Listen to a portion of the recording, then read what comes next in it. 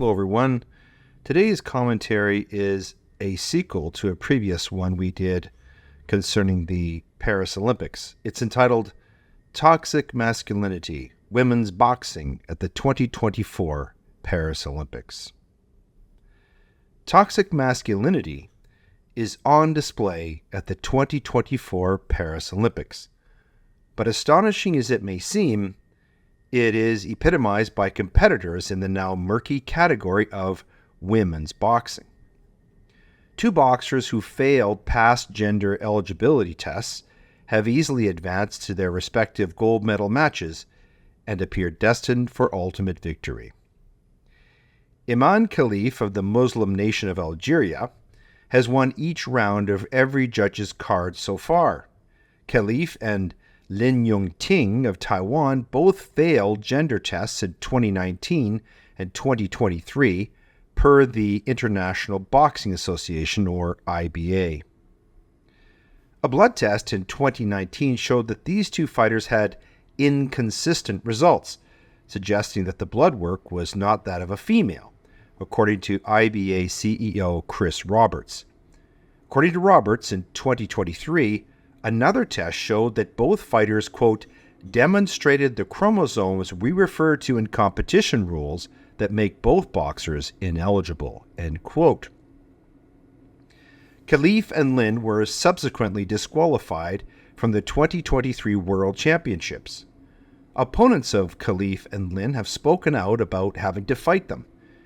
Angela Carini of Italy called her match unjust, before later walking back the comments in a cringeworthy press conference. Carini could be seen saying the match was unjust before ripping her hand away from the referee and appearing to refuse to shake Khelif's hand. She dropped to her knees and broke down in tears in the ring after losing a 46-second match involving a single punch from Khelif.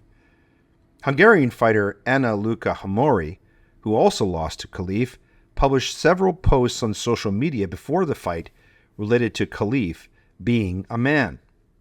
As for Lin, Bulgarian fighter Svetlana Staneva staged a protest with her coach after the fight. She made the X gesture twice with her hands, referring to having XX female chromosomes after her loss to Lin. Staneva's coach also shared a note with the media which read, quote, "I only want to play with women. I am XX," end quote. Yu-ting also beat Uzbekistan's Sitora Turdybekova in the women's 57-kilogram division, winning all 3 rounds and advancing to the quarterfinals. The judges were unanimous in their decision to award Yu-ting the win. Turdybekova wept as she made her way back to the locker room after the fight, crushed by her defeat at the hands of a physically overpowering opponent. IOC spokesperson Mark Adams, however, claimed that the IBA gender tests are, quote, not credible, since the IBA is not credible, and the reasoning for the tests is not credible. Quote, there was no consideration of whether they were correct or not correct, because they had no bearing for the eligibility of boxing here, end quote. So Lin and Khelif were informed by the IBA that they tested positive for XY male chromosomes, and both were afforded the opportunity to appeal the findings to the Court of Arbitration of Sport. The IBA even offered to pay most of the cost of the appeal, but Yu-ting did not appeal at all, and Khelif ultimately withdrew one that was initially filed. Dr. Ioannis Philippatos, the former chair of the IBA Medical Committee, also emphasized that biology cannot be changed. Quote, medicine is knowledge, it is not opinion. One passport can give to us the opportunity to be men, and tomorrow, when I go back to Athens, it's possible to go to my government and change my name from Ioannis Philippatos to Ionia Philippatos. That means I am a woman tomorrow? Please. The nature and the biological world do not change. The blood results look and say, the laboratories, that this boxer is male, end quote.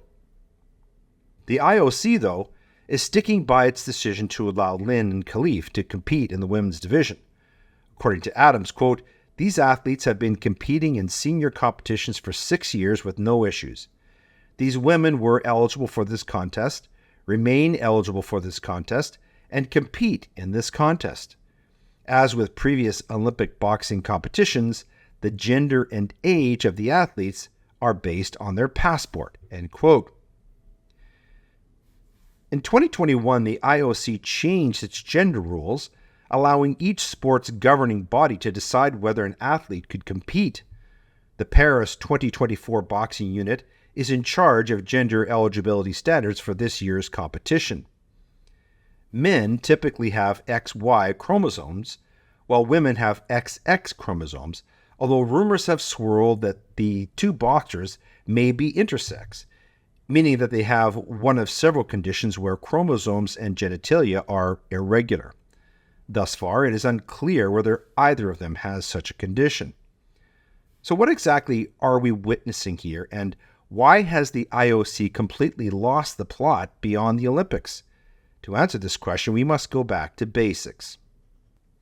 The ancient Olympic Games were held in Olympia, Greece, in honor of the Greek god Zeus.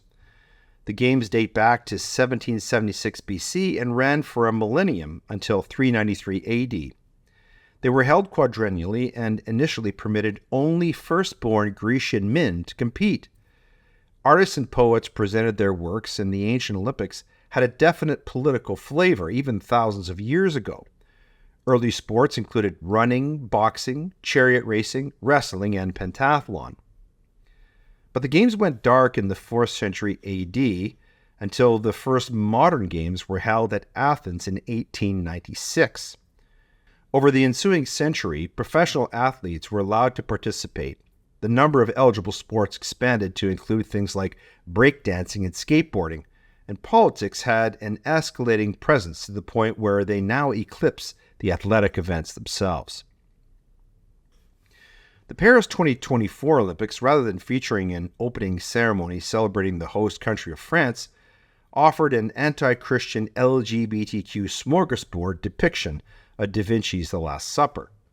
It saw a drag queen defending the offensive show as, quote, a multifaceted, multi-ethnic France with people of different ethnicities and orientations, end quote.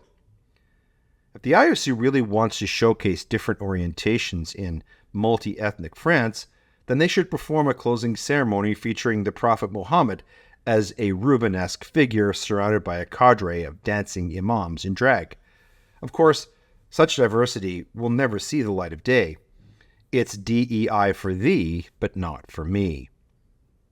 Transgender athletics is another example of this same theme. Specifically, transgendered or genetically anomalous women, previously known as men, guys, or dudes, competing as and against actual women, formerly known as gals, chicks, or ladies.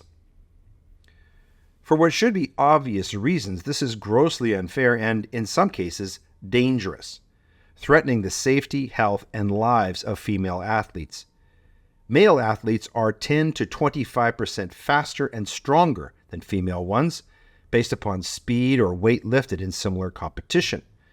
But in contact sports like boxing, speed and strength are more difficult to quantify, and the consequences are potentially fatal. If a man runs or swims faster than a woman in direct competition, the injury to the loser is purely emotional.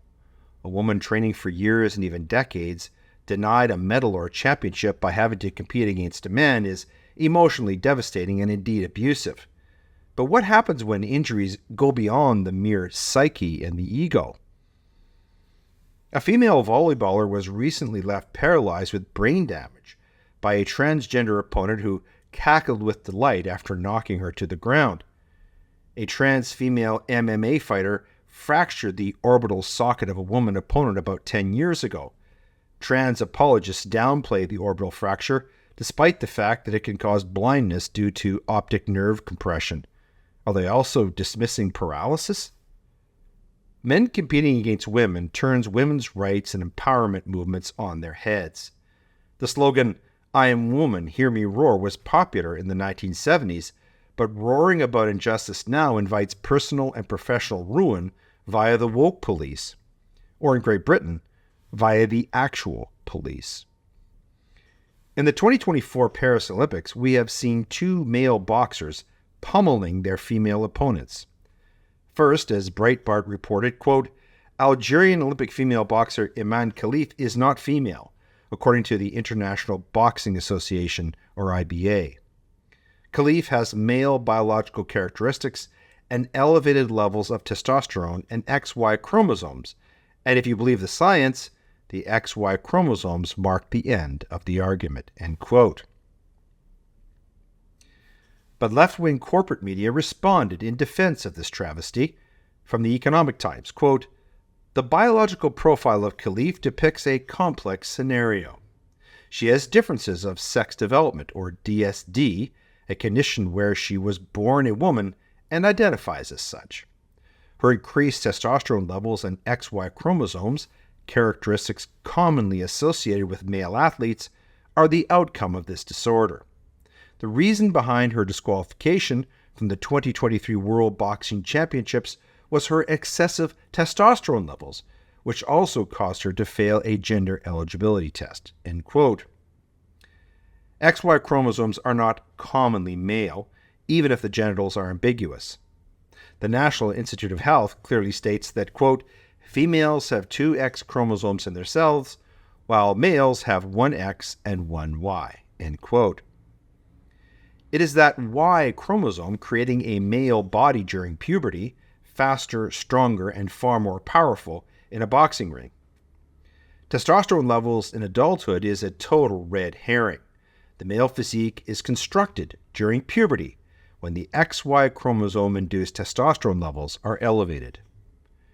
Reduced testosterone levels in adulthood make little difference, much like how putting low-octane gasoline into a Ferrari may impact performance slightly, but will not convert it into a Toyota Corolla. Similarly, rocket fuel in the Corolla will not magically transform it into a Lamborghini. So why are testosterone levels even a criteria for eligibility?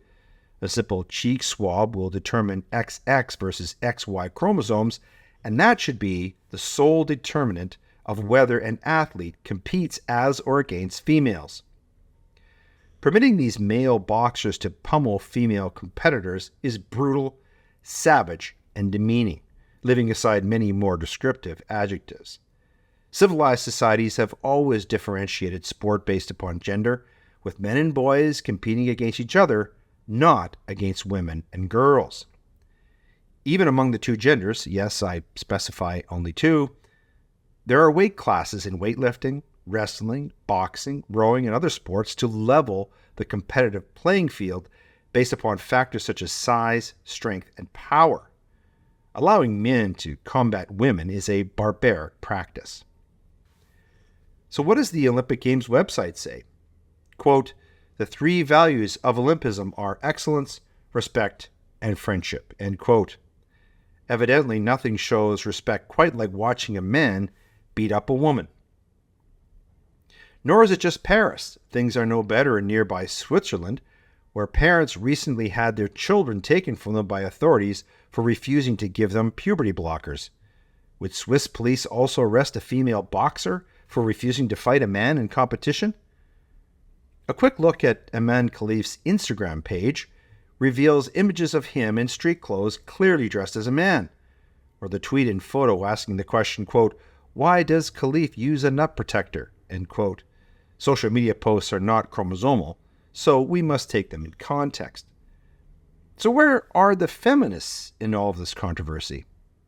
Well, the National Organization of Women issued no press releases about the boxers and nothing on their homepage. Corporate media, right on cue, defends the indefensible. Kamala Harris was deathly silent, but at least the Donald Trump camp pulled no punches. Quote, "President Trump has been unequivocally clear that he will not stand for men competing in women's sports, an insane and unfair reality that has been allowed to transpire because of radical left politicians like Kamala Harris. When he returns to the White House, President Trump will take immediate action to protect women and girls and overturn the Harris-Biden administration's radical rewrite of Title IX." End quote. Female athletes must say no and refuse to compete against men. No women, no competition, no games, no viewers, no revenue. The left will not behave based upon rationality and common sense, but they will respond to the almighty dollar. Perhaps it is time to Bud Light the Olympics, rather than permit the left to further its transparent agenda to erase women's sports entirely.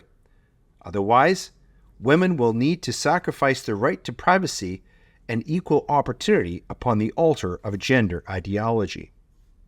The left's militant expansion of its ideas never ends.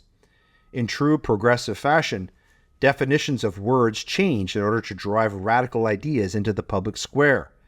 Biological sex, that is, male or female, is ignored. Moreover, disregarding the law of physics, for example, when a stronger force meets a weaker one, the latter is flattened, is a dereliction of intelligence. Decidedly, the cover-up and championing of male athletes in women's Olympic sports is the greatest sports scandal of our lifetime. Will male athletes continue to be allowed into women's restrooms, locker rooms, and sports teams? Will institutions continue to face allegations of discrimination from governments if this is not permitted? If so, then this will occur despite the following despicable actions arising from men being tolerated in once safe spaces for women. Number 1, male swimmer Liam Thomas crushed female competition at both the state and national levels. Another swimmer, Riley Gaines, was physically assaulted after she objected to Thomas competing against her. A 5-year-old girl was allegedly attacked by a gender-fluid student in the girls' restroom. In 2015, female students were forced to undress and change alongside a male student in the girls' locker room. 3 girls at the Lowell Collegiate Charter School were allegedly injured by a trans-identified male basketball player from Kip Academy. He had facial hair. The coach from Lowell forfeited the game after one of his players sustained a back injury from an altercation with the male player. In 2022, Peyton McNabb, playing volleyball for North Carolina, was knocked unconscious when a male player spiked a ball that hit her in the head. In Virginia, a man presented as a woman in a long wig and pink skirt to enter a women's restroom at a mall to take pictures of a 5-year-old girl, her mother, and another woman. In Washington State, a man used a women's locker room at a public swimming pool to undress in front of young girls who were changing for swim practice. When staff asked him to leave, the man claimed that, quote, "the law has changed and I have the right to be here," end quote. In Minnesota, a male high school student who identifies as female was allowed access to the girls' locker rooms where the student danced in, quote, "a sexually explicit manner, flashed his underwear while dancing, and asked about a girl's bra size, and asked her to, quote, trade body parts," end quote. If that were not enough, men are also denying women lucrative opportunities outside of the sports arena. In May of 2023, Adidas ran a swimsuit advert for women using a male model. Hershey Chocolate ran an advert to celebrate International Women's Day featuring a man posing as a woman. Risquier Valerie Collet, a man, was crowned Miss Netherlands. In April of last year, Maybelline paid a man named Dylan Mulvaney to model its makeup. Speaking of Mulvaney, he was crowned Woman of the Year by Virgin Atlantic, a British LGBT magazine. Mulvaney has since shed his transgender image and has grown a beard. The travesty never ends, and we will be forced to state biologically false pronouns or else face consequences. The transgender agenda even affects physicians brave enough to speak out against child mutilation, and governments will punish hospitals which resist these surgeries. Not only is there serious harm to women's sports and their private spaces, but it also undermines parents who affirm biological and biblical truth. Emotionally vulnerable children who are confused about their sexuality will not be assisted, but instead face ruthless enforcement of transgender ideology. School staff can actively hide a child's new name and identity, even from their parents. Thus, in impeccable leftist fashion, This harms parental rights as well. School administrators are drunk with power over such regulations. Ultimately, free thinking and free speech are curtailed and punished. The use of force, coercion, aggressive domination, and intimidation is implicit in all of this, which makes Olympic boxing a fitting example. Bullying is the new sport in today's woke world. The use of force, coercion, aggressive domination, and intimidation, just like a man beating up a woman in a boxing match. Now, harm should not come to those who identify as transgender, but by the same token, girls and women must not be sidelined and erased to appease ideologues. Such malicious inhumanity and misogyny is in fact the very epitome of toxic masculinity, the kind that seeks to demean, abuse, and even erase women. Ironically and perversely, much of this finds its origins in radical feminism.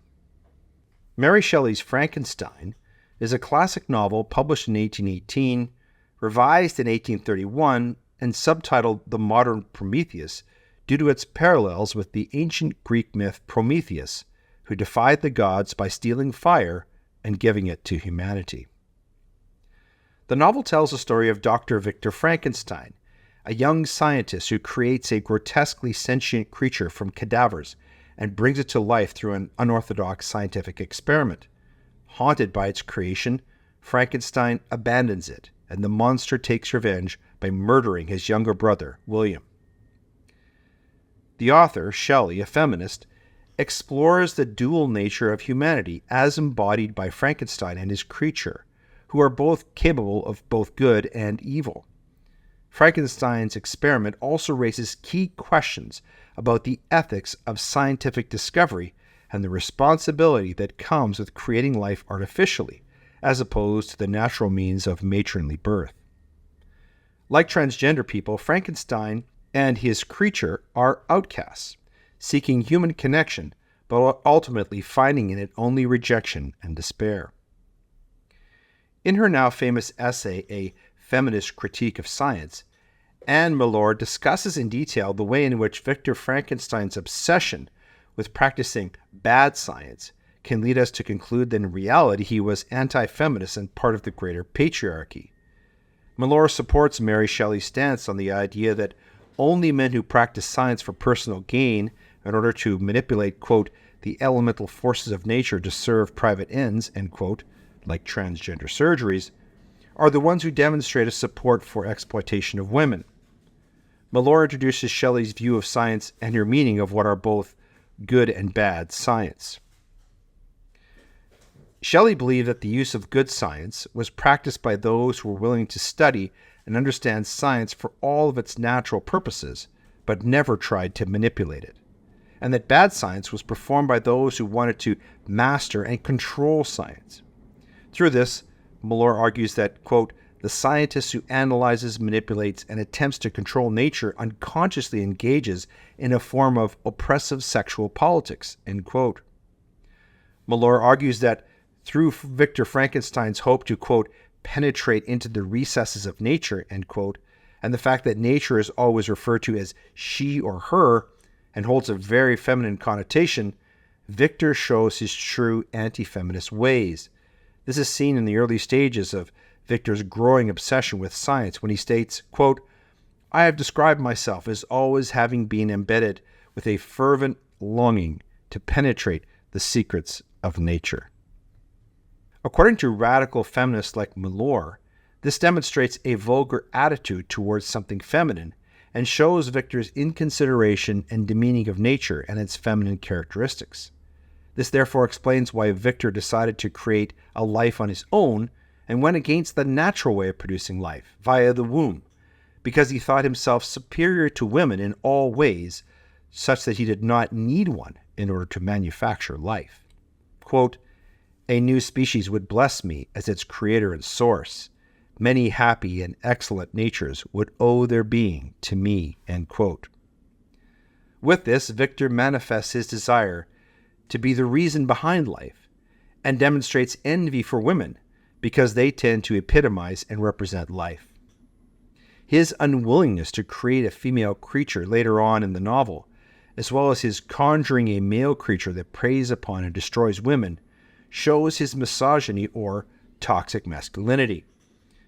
Victor Frankenstein thus demonstrates his obvious belief of being superior to women. Through his actions, which represent the perversion of science that is transgenderism, Victor degrades the necessity of women and therefore explicitly demonstrates the toxically masculine belief that they are unnecessary. It is therefore those who take it upon themselves to manipulate and use science for their own personal gain who tend to show negative attitudes for women by demonstrating their degrading approach to nature's feminine attributes, principally the ability to create life. Their actions demonstrate support for a society in which one can manipulate and control certain aspects of nature in order to gain something out of it, like Olympic glory, and through such manipulation perpetuate the false belief that women are unnecessary and invalid.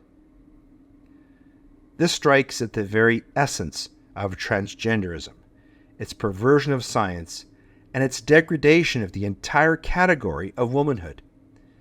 Indeed, the story of the Frankenstein monster and its creator, conceived by a 19th century feminist, captures the very essence of female envy at the root of toxic masculinity, as expressed in the overt penetration of female sports, private spaces, and the very concept of womanhood by men.